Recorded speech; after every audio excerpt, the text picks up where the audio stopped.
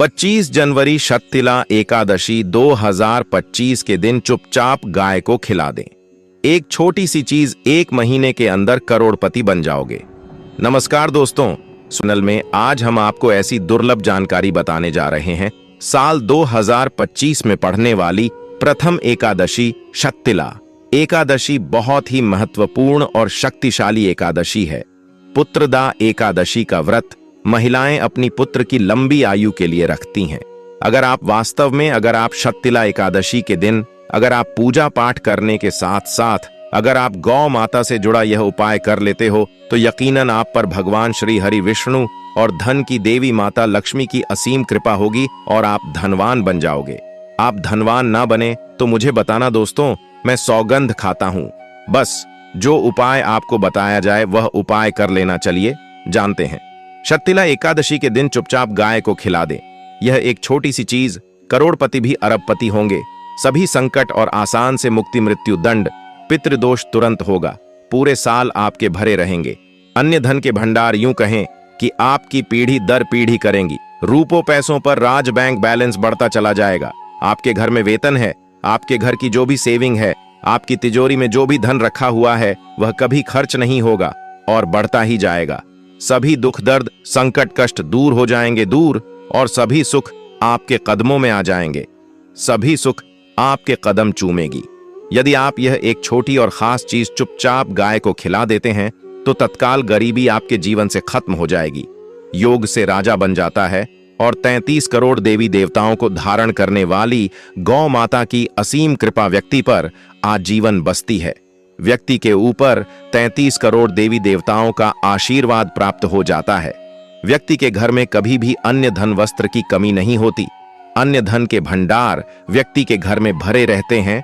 शक्तिला एकादशी के दिन गाय का यह उपाय करने से व्यक्ति के जीवन से तत्काल गरीबी खत्म हो जाती है।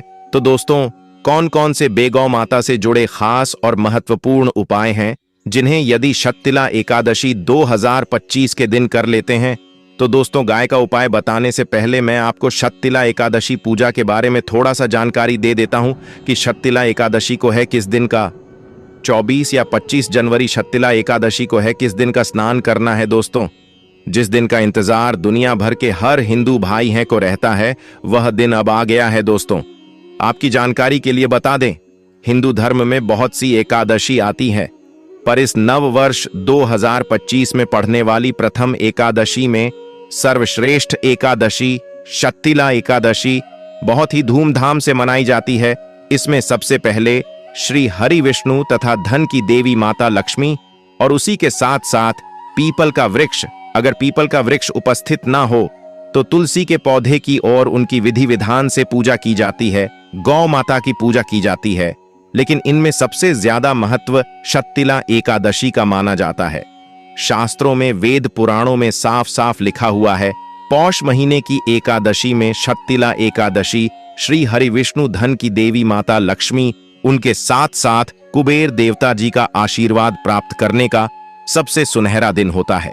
इस दिन भगवान श्री हरि विष्णु तथा धन की देवी माता लक्ष्मी बहुत ही ज्यादा प्रसन्न मुद्रा में होते हैं और अपने दोनों हाथों से अपने भक्तों पर कृपा बरसाते हैं। एक तरफ दोस्तों, मान्यता है शक्तिला एकादशी के दिन जो चंद्रमा होता है वह अन्य दिनों के मुकाबले सबसे ज्यादा प्रकाशमान होता है। शक्तिला एकादशी के दिन श्री हरि विष्णु उनके साथ साथ धन की देवी माता लक्ष्मी जी की पूजा की जाती है और सूर्य देवता को अर्घ दिया जाता है। महिलाएं शक्तिला एकादशी का व्रत रखती हैं और पीपल वृक्ष के परिक्रमा देते हुए पूजा को सफल करती है। भगवान विष्णु माता लक्ष्मी जी को भोग लगाती हैं और अपना व्रत संपूर्ण कर लेती हैं। इससे भगवान विष्णु तथा माता लक्ष्मी प्रसन्न हो जाती हैं और महिलाओं को पुत्र रत्न की लंबी आयु के लिए आशीर्वाद देते हैं। दोस्तों, अगर आप नहीं जानते तो आपकी जानकारी के लिए बता दें, एक व्यक्ति की कुंडली में अगर चंद्र ग्रह की स्थिति अच्छी है तो उसे व्यक्ति का भाग्य हमेशा उसका साथ देता है। वह व्यक्ति जिस कार्य को भी शुरू करता है उसे कार्य में उसको सफलता प्राप्त होती है। इसीलिए शक्तिला एकादशी को हमारे हिंदू धर्म में बहुत ही ज्यादा विशेष और खास महत्व दिया गया है। आप लोगों की जानकारी के लिए बता दें, 25 जनवरी शक्तिला एकादशी के दिन 52 तरीके के शुभ योग बन रहे हैं। कई सालों के बाद चंद्रमा का प्रकाश इतना प्रकाशमान होगा जितना कभी नहीं हुआ। 100 साल में ऐसा दुर्लभ संयोग बनने जा रहा है। लक्ष्मी योग, ग्रह योग, नक्षत्र योग, अमृत, सिद्धि योग जैसे शुभ योग का निर्माण हो रहा है। शक्तिला एकादशी के समय में पूरे दिन का व्रत करना चाहिए। शक्तिला एकादशी के दिन भगवान हरि विष्णु माता लक्ष्मी जी का आशीर्वाद प्राप्त होता है। पुत्रदा एकादशी तिथि के दिन ब्रह्म मुहूर्त में सोकर नहीं उठ सकते हैं। किसी पवित्र नदी में जाकर स्नान नहीं कर सकते हैं। पूरे दिन का व्रत नहीं रख सकते हैं। वैसे तो दोस्तों, शक्तिला एकादशी के दिन स्नान और प्रातः का विशेष ही महत्व होता है, लेकिन इस दिन अगर आप ज्योतिष शास्त्र, तंत्र शास्त्र के अनुसार एक गाय वाला उपाय विधि विधान से कर लेते हैं तो इस उपाय को करने के बाद साक्षात आपको श्री हरि विष्णु तथा धन की देवी माता लक्ष्मी जी का वह असीम आशीर्वाद माता लक्ष्मी जी की कृपा से आपके नवग्रह आपका साथ देना शुरू कर देंगे।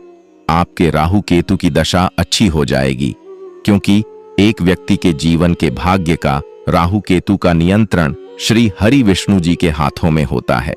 दूसरी तरफ इस उपाय का जिन्हें करने से आपके जीवन के जो भी दुख, दर्द, संकट है या कामयाबी होने में कोई बधाई आ रही है, सभी से छुटकारा मिलने वाला है। यूं कहें कि आपके जीवन में अपार धन सुख, कभी भी धन से संबंधित परेशानी नहीं रहेगी और आपकी जिंदगी प्रबल हो जाएगी। धन प्राप्ति के योग्य बन जाएंगे और जीवन में सदैव अन्य धन के भंडार आपके घर में भर रहेंगे। अन्य धन वस्त्र कभी कमी नहीं होगी। आपको बता दें, इस शक्तिला एकादशी श्री हरि विष्णु तथा धन की देवी माता लक्ष्मी जी की पूजा के साथ साथ हनुमान जी, मंगल देवता और भगवान शनिदेव की भी पूजा जरूर करनी चाहिए। आपको बता दें कि इस दिन यदि आप हनुमान जी और मंगल देवता भगवान शनिदेव की पूजा करते हैं तो मंगल का ग्रह जनित दोष भी दूर हो जाता है। व्यक्ति के जीवन में धन, सुख, संपत्ति की प्राप्ति हो जाती है। समस्त मनोकामना व्यक्ति की पूर्ण हो जाती है। दोस्तों, आपको हम बता दें कि ऐसी ज्ञानवर्धक जानकारी आपको हम पैसों में भी बांट सकते थे, पर हमारे चैनल का मकसद है जनहित में जन कल्याण एवं जन सेवा करना। इसीलिए आपके लिए जो जानकारी बताते हैं वह फ्री में बताते हैं। इसलिए आप इस वीडियो को भी जरूर लाइक करें।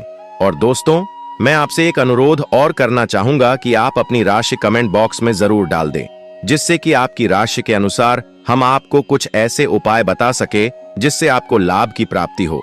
क्योंकि हम राशि से जुड़े उपाय भी आपको बताते हैं, तो आप कमेंट बॉक्स में अपनी राशि हमें जरूर बताएं या अपना नाम बताएं, जिससे आपके लिए कुछ हम ऐसे उपाय बता सके।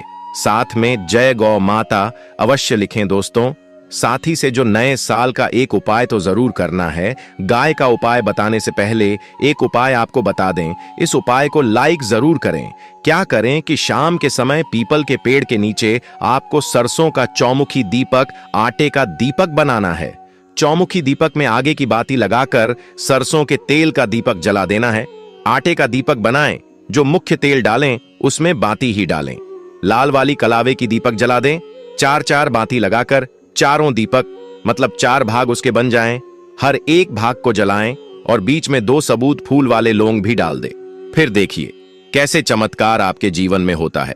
शाम के समय जलाकर उसे छोड़ें, मनोकामना मांगकर छोड़ दें। दोस्तों, अभी तक अपने चैनल को सब्सक्राइब ना किया हो तो जरूर कर ले। इससे आपको और भी ज्ञानवर्धक जानकारी सीधे माध्यम से प्राप्त हो सके। दोस्तों, यह गौ माता वाला उपाय बहुत ही प्रभावशाली उपाय बताया मैंने आपको। इस उपाय को जरूर करें। बहुत ही लाभकारी उपाय बताया है। बहुत ही आपको लाभ देगा यह उपाय। और अब बात करें गौ माता से जुड़े कौन कौन से उपाय आपको इस दिन मतलब गाय से जुड़े, जिन्हें करने से व्यक्ति को 7 पीढ़ियों तक बैंक बैलेंस की कमी नहीं होती, दुख, दर्द, संकट, कष्ट दूर हो जाते हैं और सभी सुख व्यक्ति के कदमों में आ जाते हैं। तो दोस्तों, शक्तिला एकादशी के दिन आपको गौ माता की पूजा अवश्य करना है और गौ माता को जो भोग शक्तिला एकादशी के लिए बनाया गया था, उसे भोग से 2 पूड़ी जरूर ही खिला देनी है। सूखी पूरी नहीं खिलाना है। पूड़ी के ऊपर आप मिठाई या कोई सब्जियां, हलवा जो भी बनाया है वह आपको गौ माता को जरूर ही खिलाना है। दोस्तों, हर एक और मांगलिक काम में गौ माता या उनसे जुड़ी चीज जैसे गाय का गोबर, गोमूत्र, गाय का दूध अथवा गाय के दूध से बना घी जरूर शामिल करें। इससे आपको पुण्य भाव की प्राप्ति होगी।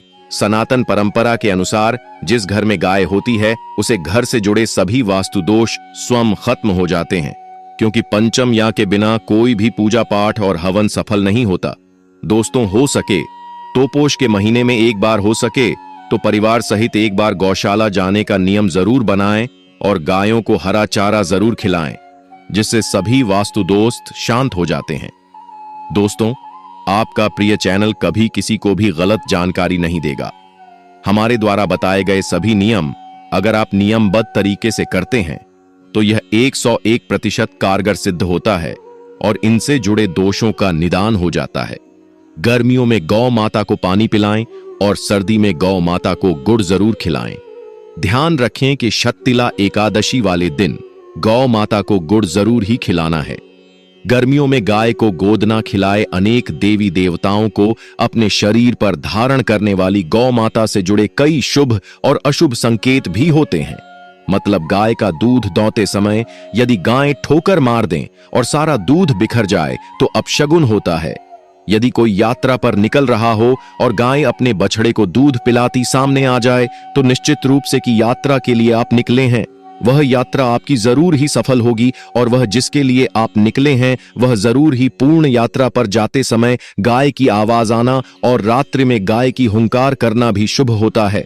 दोस्तों, शक्तिला एकादशी दिन पौष के महीने में आप गाय के साथ भूल कर भी यह काम ना करें, अन्यथा लगता है घोर पाप। जी हां दोस्तों, गाय को राष्ट्रीय पशु बनाए जाने और इन्हें मौलिक अधिकार दिए जाने की बात हो रही है तो सवाल उठता है, गाय संस्कृति का अहम हिस्सा है, तभी गाय के साथ लोग खराब व्यवहार कैसे कर लेते हैं? और जैसे ही दूध देना बंद कर देती है तो लोग इन्हें उनकी किस्मत पर छोड़ देते हैं, सड़कों पर और गलियों में भटकने के लिए। ऐसे में गोवंश जीवन को कोई डंडे मारता है तो कोई उन पर पानी डाल देता है, कई बार लग जाती है तो कभी बीमार होकर बेचारी गाय दम तोड़ देती है। ऐसे में जरूरत है इन बातों को जानने की। गाय को लेकर शास्त्रों में क्या कहा गया है, आपको कैसा व्यवहार करना चाहिए? क्या दोस्तों, गाय को कभी भी मारना पीटना नहीं चाहिए। शास्त्रों में गाय को माता का दर्जा दिया गया है। गाय को मारने वाला माता को मारने पीटने वाले के समान पाप का भाग्य समझा जाता है। नरक लोक में वर्षों तक कष्ट भोगना पड़ता है। अगले जन्म पशु योनि में मिलता है कि गौतम मुनि ने गलती से गाय को डंडा मार दिया था, जिस गाय की मृत्यु हो गई थी, और इस पाप से मुक्ति के लिए इन्हें वर्षों तक तपस्या करनी पड़ी। भगवान श्री कृष्ण जी ने बैल स्वरूप में आए वृद्ध आश्रम का वध कर दिया था, जिससे मुक्ति के लिए भगवान श्री कृष्ण को संपूर्ण तीर्थ को एक कुंड में बुलाना पड़ा और इस कुंड में स्नान से वह पाप मुक्त हो गए थे। ये दोस्तों, साथ ही साथ पानी पी रही गाय को भागते हैं, वह घोर पापी के भंग बनाकर होते हैं। ऐसे लोग घर आप से मुक्त होकर स्वर्ग पाए जाते हैं और बड़े ही धनवान कल में जन्म लेकर सुख भोगते हैं। और साथ ही साथ आराम कर रही गाय को कष्ट देकर कभी भी उठाना नहीं चाहिए। वह जन्म में किए गए जाने अनजाने में पापों से मुक्ति हो जाती है और गोलोक में स्थान पाते हैं।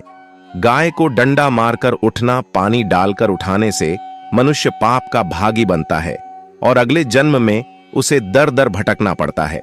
और साथ ही साथ शास्त्रों में बताया गया है, जो लोग गाय की सेवा करते हैं और उनका भोजन खिलाते हैं और उनकी परवरिश अच्छी तरह से कहते हैं तो वह लोगों के जीवन की सभी इच्छाएं पूर्ति होती हैं। गाय के बछड़े से बचा हुआ दूध ही मनुष्य को लेना चाहिए, परंतु कुछ लोग एक बार गाय को धो लेने बाद फिर से बछड़े के लिए बचा हुआ दूध भी धो लेते हैं। ऐसा करना घोर पाप कहा जाता है। ऐसे दूध को धोने वाला और ग्रहण भी बन जाते हैं दोस्तों। साथ ही साथ शास्त्रों में कहा गया है कि गोवंश मतलब गाय और बैल के पीठ पर नहीं बैठना चाहिए। उनक पीठ पर बैठने से महापाप लगता है। ऐसे लोगों को नरक की यात्रा भोगनी पड़ती है। एकमात्र देव के अंश के उत्पन्न नदी ही गौवंश है, जिस पर स्वयं महादेव और महादेवी सवारी करती है, क्योंकि नंदी ने स्वयं अपनी इच्छा से महादेव की सवारी बनना स्वीकार किया था। और साथ ही साथ शास्त्रों में गाय के दान को बहुत ही महत्व दिया गया है, परंतु ऐसी गाय का दान कभी नहीं करना चाहिए जो बूढ़ी और बीमार हो। कठोपनिषद में नचिकेता की कथा भी इस संदर्भ में है कि जिस नचिकेता ने पिता द्वारा बूढ़ी गाय को दान करने पर आपत्ति जताई थी, दूध देने वाली और बछड़े सहित जो लोग गाय का दान करते हैं वह महान पुण्य को हासिल करके स्वर्ग में स्थान पाते हैं। दोस्तों, साथ ही साथ सूर्य चंद्र मंगल या शुक्र की युक्ति राहु से हो तो पितृदोष होता है। यह भी मानता है कि सूर्य का संबंध पिता से एवं मंगल का संबंध रक्त से होने के सूर्य, यदि शनि राहु या केतु या दृष्टि हो तथा मंगल की युति राहु या केतु से हो तो पितृदोष होता है। इस दोस्त से जीवन संघर्ष में बन जाता है। यदि पितृदोष हो तो गाय को प्रतिदिन या किसी भी एक एकादशी को या शततिला एकादशी के दिन रोटी गुड़ चारा आदि खिलाने से पितृदोष।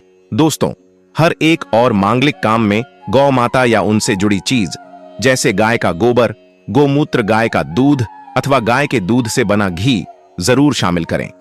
इससे आपको पुण्य भाव की प्राप्ति होगी। सनातन परंपरा के अनुसार जिस घर में गाय होती है उसे घर से जुड़े सभी वास्तु दोष स्वयं खत्म हो जाते हैं। गाय के ऊपर जो कुबड़ होती है वह बृहस्पति गुरु है। अतः जन्मपत्री में यदि बृहस्पति अपनी नीच राशि मकर में हो या अशुभ शिवलिंग में जा रहे हो और सामने से गौ माता आई हुई दिखाई दे तो गौ माता को अपनी दाहिनी ओर से जाने देना चाहिए। आपकी यात्रा जरूर ही सफल होगी। और साथ ही साथ यह संकेत भी जान ले, यदि आप यात्रा पर जा रहे हैं और सामने आपके गाय पड़ जाएं अथवा अपने बछड़े को दूध पिलाती हुई सामने गए दिखाई दे जाए तो समझ जाना कि वह यात्रा आपके लिए जरूर ही सफल होगी। और साथ ही साथ जिस घर में गाय होती है उसमें वास्तु दोष स्वतः ही खत्म हो जाता है। और आप भी रोटी बनाएं, प्रतिदिन ताजी रोटी ही बनाएं। गाय को अगर आपने रोटी बनाई है तो कोशिश करें कि उसे रोटी को आप तुरंत ही गाय को खिला दें। अगर आप उसे रोटी को रख देंगे और उसे रोटी को अगले दिन देंगे तो वह रोटी बंसी मानी जाएगी। गाय को कभी भी बासी रोटी ना दे, इसे घर में नकारात्मक ऊर्जा वास करती है और आपकी बिल्कुल भी नहीं बनेंगे। इससे आपके घर में हमेशा दर्द देवता का वास रहेगा और आप जिस भी कम उसे काम में आपको हमेशा असफलता ही हाथ लगेगी। इसलिए कोशिश करें गाय को रोजाना ताजी रोटी बनाकर खिलाएं, बासी रोटी गाय को ना दें और साथ ही साथ सड़ी गली चीज गाय को नहीं खिलानी चाहिए कि घर में कोई फल है, कोई सब्जी है, सड़ जाए तो लोग क्या करते हैं, गाय को देते हैं। नहीं, ऐसा नहीं करना चाहिए। ऐसा करने से यदि आप गाय को खिलाते हैं तो और आप आपके भाग्य बन जाते हैं। और साथ ही साथ आप आटे की 11 लोई यहां बनाकर उनके ऊपर हल्दी लगा करके इसके बाद गाय को खिलाएं। हर एक लोही को मिला दे। माता गाय की आप चरणों की स्पर्श करें। या दोस्तों, ऐसा करने से आपके समस्त काम बनने लगेंगे। जो 2 हक का समय चल रहा है वह भी खत्म होगा। आपके जीवन में खुशियां ही खुशियां होंगी। और एक बार आप 7 बार गाय की परिक्रमा भी कर लें तो आपके समस्त कम होंगे। और साथ ही साथ आप गाय को जब भी रोटी दे, रोटी पर या तो आप थोड़ी हल्दी लगा लें, अगर अच्छा ना हो तो आप थोड़ा रख सकते हैं, थोड़ा घी रख सकते हैं। या दोस्तों, गाय को कभी भी सूखी रोटी ना खिलाएं। सूखी का मतलब गए रोटी रखें उसे, पर कुछ ना कुछ रख कर खिलाएं। हल्दी रख ले मिश्री की या जो भी रख ले, मतलब खाली रोटी नहीं खिलानी। इस बात का जब भी आपको शुभ फलों की प्राप्ति होगी। जी हां दोस्तों, उपाय कुछ बातें जिन्हें आपको ध्यान में जरूर रखना चाहिए। या दोस्तों, वीडियो अच्छी लगी हो वीडियो को लाइक करें।